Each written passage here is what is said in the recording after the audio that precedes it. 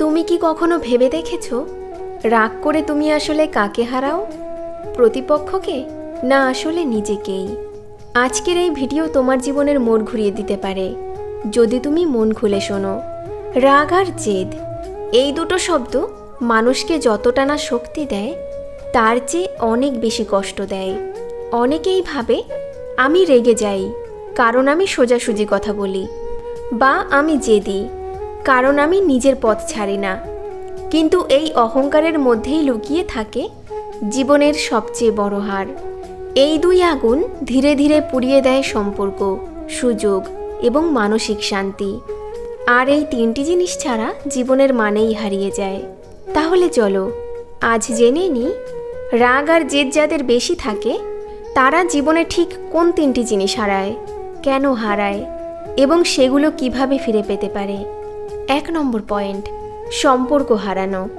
প্রথম জিনিস যা রাগ আর জেদের কারণে হারিয়ে যায় সেটা হলো সম্পর্ক। রাগ এমন এক আগুন যা শুধু প্রতিপক্ষকে নয়, নিজেকেও পুড়িয়ে দেয়। কত সুন্দর সম্পর্ক ভেঙে যায় শুধু এক মুহূর্তের রাগে বলা কথার কারণে। ভেবে দেখো, তুমি যখন রেগে চিৎকার করো তখন তুমি সমস্যার সমাধান নয়, মানুষটাকে হারিয়ে ফেলো।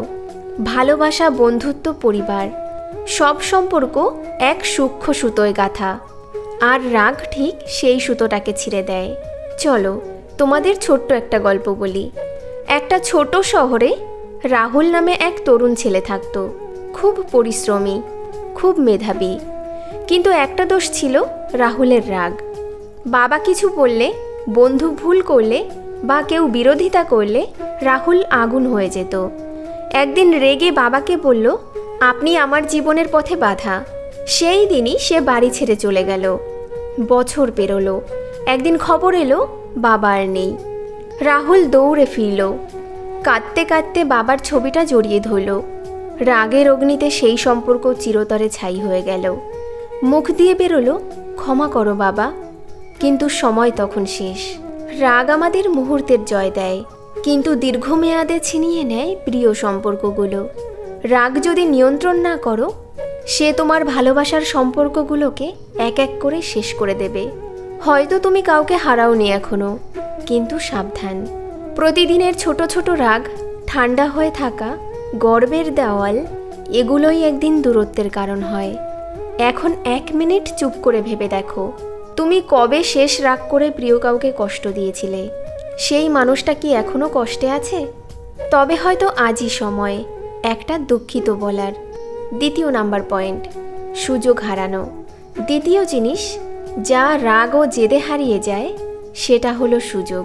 সুযোগ মানে নিজেকে বদলানোর পথ, কিন্তু রেগে থাকা বা একগুঁয়ে মন সেই পথটা নিজের হাতেই বন্ধ করে দেয়।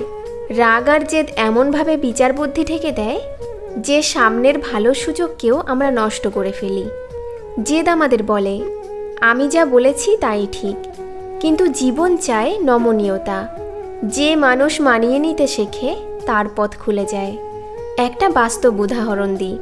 মিনা নামের এক মেয়ে চাকরির ইন্টারভিউ দিতে গেল।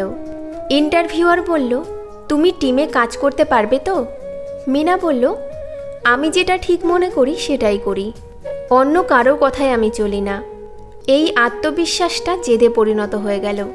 চাকরিটা পেল না। বছরখানেক পর যখন জীবনের চাপ বাড়ল, সে বুঝল নমনীয়তা মানে দুর্বলতা নয়, বরং শেখার শক্তি। জেদি মানুষ ভাবে আমি ঠিক আছি, অন্যরা ভুল, এবং সেখানেই সে থেমে যায়। অন্যদিকে নমনীয় মানুষ শেখে, বদলায় আর এগিয়ে যায়। জেদ মানে শক্তি নয়, যতক্ষণ না তা বুদ্ধির দ্বারা নিয়ন্ত্রিত হয়। নমনীয়তা মানেই পরাজয় নয়, এটাই বৃদ্ধি। জলের কথা মনে করো। জল যেমন নিজের রূপ বদলায়, বরফ হয়, বাষ্প হয়, স্রোত হয়, তেমনি মানুষকেও বদলাতে জানতে হয়, না হলে সে সুযোগ হারিয়ে বালির মতো ঝরে পড়ে যায়। নিজেকে প্রশ্ন করো, তুমি কি কখনো কোনো জেদের কারণে ভালো একটা সুযোগ হারিয়েছ? হয়তো কাউকে ক্ষমা না করার জেদে, হয়তো নিজের অহংকারে। যদি হ্যাঁ হয়, তাহলে আজ থেকে শুরু করো নতুনভাবে ভাবা। 3 নাম্বার পয়েন্ট, মানসিক শান্তি হারানো। তৃতীয় এবং সবচেয়ে বড় ক্ষতি মানসিক শান্তি। রাগ আর জেদ মানসিক শান্তির চোর। যে মানুষ সবসময় রেগে থাকে বা নিজের মতো না মানলে ক্ষেপে যায়, সে শান্তিতে ঘুমাতে পারে না। চিন্তা তাকে জ্বালায়, আফসোস তাকে পোড়ায়। রাগ আর জেদ মানুষের মনের ভেতর নিঃশব্দ এক যুদ্ধ তৈরি করে। সে হাসে না, স্বাচ্ছন্দ্যে কথা বলে না, সব কিছুতে বিরক্ত থাকে। রাগ মানে অতীতের আগুন, আর জেদ মানে ভবিষ্যতের বন্ধ দরজা। তুমি যদি শান্তি চাও, তাহলে এই দুই আগুন নিভিয়ে ফেলতে শিখতে হবে। প্রতিশোধ নয়, ক্ষমার আগুন জ্বালাতে হবে। দেখেছো কি, যারা সবসময় রাগে ফুঁসছে তারা কখনো শান্তিতে ঘুমাতে পারে না। ওরা নিজের মনের মধ্যেই শত্রু তৈরি করে, আর সেই শত্রু হলো অহংকার এবং অপূর্ণতা। উদাহরণস্বরূপ, অর্পণ নামে এক সফল ব্যবসায়ী ছিলেন, কিন্তু এক ঘটনার পর থেকে তার মধ্যে অদ্ভুত পরিবর্তন এলো। তার সঙ্গী ব্যবসা থেকে বেরিয়ে গেল, কারণ অর্পণের জেদে কাজ করা যাচ্ছিল না। ধীরে ধীরে অর্পণ একা হয়ে পড়ল। টাকা রইল, স্ট্যাটাস রইল, কিন্তু শান্তি হারিয়ে গেল। একদিন সে নিজের ডায়েরিতে লিখল, আজ বুঝলাম জেদে জিতেছি, কিন্তু জীবনে হেরেছি। রাগ মানে অতীতের আগুন, আর জেদ মানে ভবিষ্যতের বন্ধ দরজা।